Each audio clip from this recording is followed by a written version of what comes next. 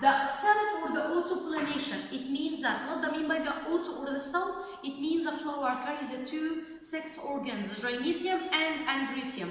So the answer, when it will be open, the pollen grains will fall in the same flower stigma, So it will be called auto or the self, because the pollen grains will be transferred to the stigma of the same flower, or maybe in the same plant. And we have the second type, which is the cross-pollination. What do I mean by the cross? It means that we have the flower and another flower. This is the male and this is the female. The pollen grains will be transferred to the another flower. So it will be called a cross-pollination. Let's continue. This cross-pollination, it may be take place by the bees or the butterflies.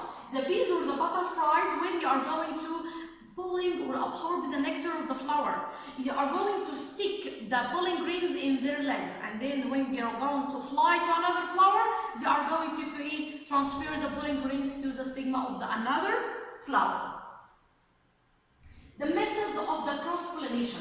We have three methods for the cross-pollination. It will be maybe transferred by the air, it may be transferred by the man, it may be transferred by the insects. Again, we have three methods for the cross-pollination. We have cross by air, by insects, by man. First, we have the cross-pollination by air.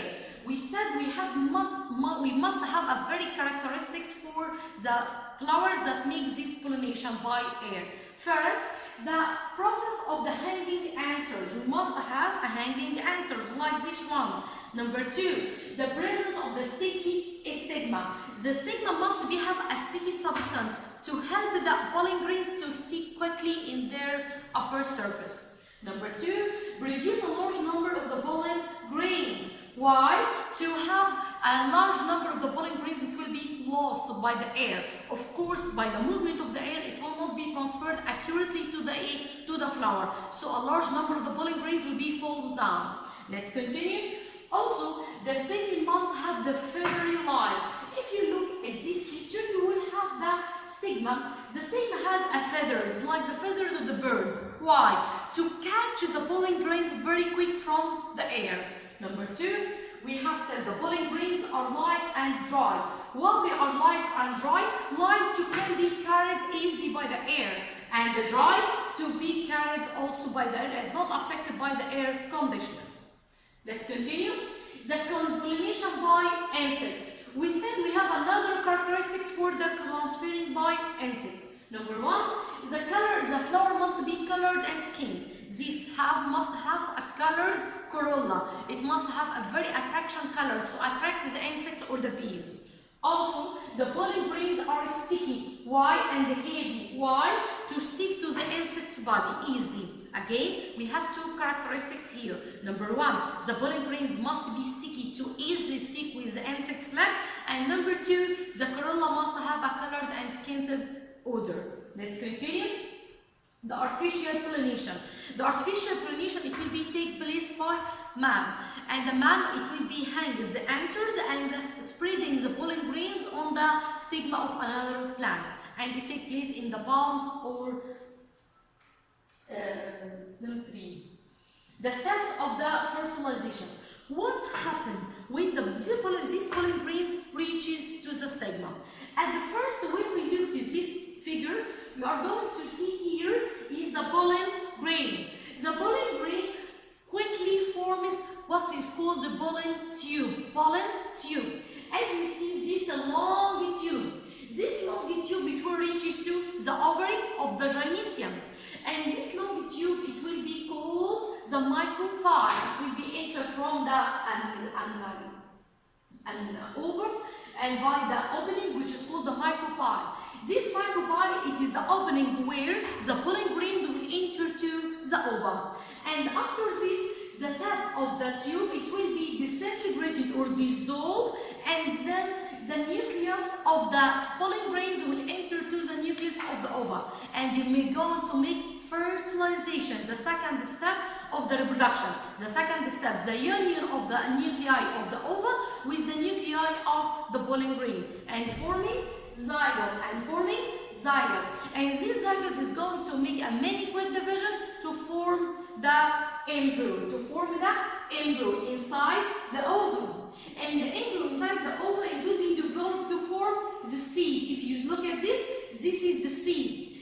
And the ovary, the tissue of the ovary is going to continue its development to make the fruit that you are going to eat.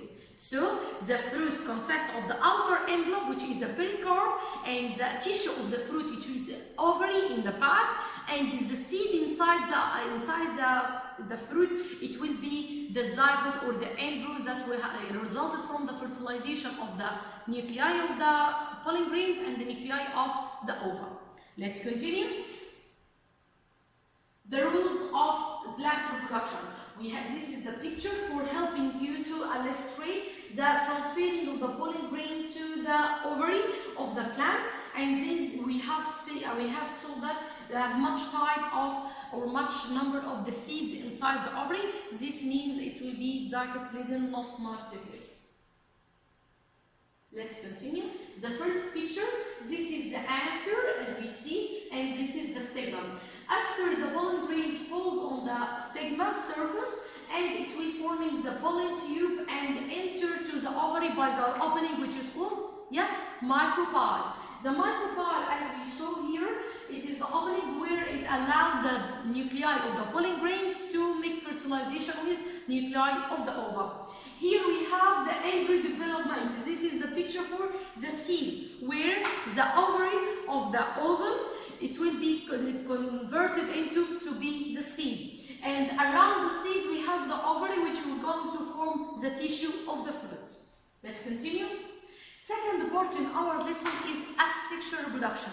In the beginning of the lesson we said we have the sexual. What do I mean by sexual? It means it needs the sex organs, the male and the female flower. But in the second part, asexual reproduction, it doesn't need male and the female flower. It will be produced without the presence of the flower, and also this type it will be called the vegetative reproduction. So the word asexual reproduction means vegetative reproduction. We have two types of the vegetative reproduction. We have the natural vegetative and artificial.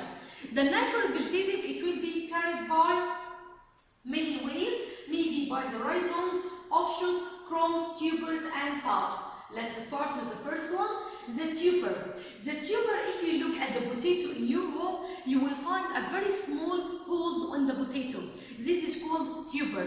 If you got any of these tubers of the sweet potato or the potato and you are going to cultivate it in the soil, it's going to produce a new plant. So we have going to produce new plant by the tuber. This is small bud in the potato or the sweet potatoes. Number two, the artificial reproduction. The artificial reproduction, it has many types. We said the natural, it takes place the nature without interference of the man. But the second one, the artificial, it will take place by the interference of the man. First, we are going to reproduction by cutting. But what is the cut? This is a plant. We are going to make the cut or take a part of the plant leaf or stem or roots to make cultivated it in a specific soil. Let's take a part. This is the steps of the reproduction by cutting. This is a plant. Here we are going to cut down from this joint to this joint. And then we are going to take this joint to place it in another soil and make a new plant. The reproduction by grafting. What do I mean by grafting? It means we have going to cut a specific organ in the plant, and it will be selected, which containing more than one bud, and it will be called cycle to put it another one. It means that we are going to take a part of the mango tree and a part of the peach tree. We take a part which contains more than one bud and more than one bud, and attaching both of them tightly by making, maybe by grafting, by the wedge, or by attachment. If you look at this picture, you will see here the stem of the mango tree and another stem of the peach tree. They are attached by grafting.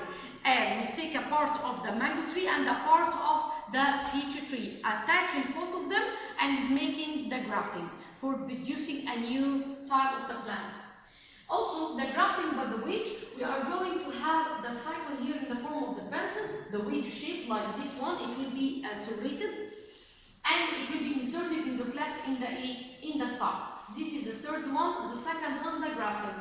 Tissue culture, it is the process by multiplying a small piece of the plant to make the identical part of the huge plant. Like this one. In this plant, we take a small plant of the leaf and then we put it in the beaker with specific minerals and salts and water, and this is called the tissue culture to produce new plant again. Now we are finished our lesson 1, the reproduction in the flowering plant. I hope you to study it very well and solve the exercise in your booklet, and I will see you soon. Thank you and bye bye.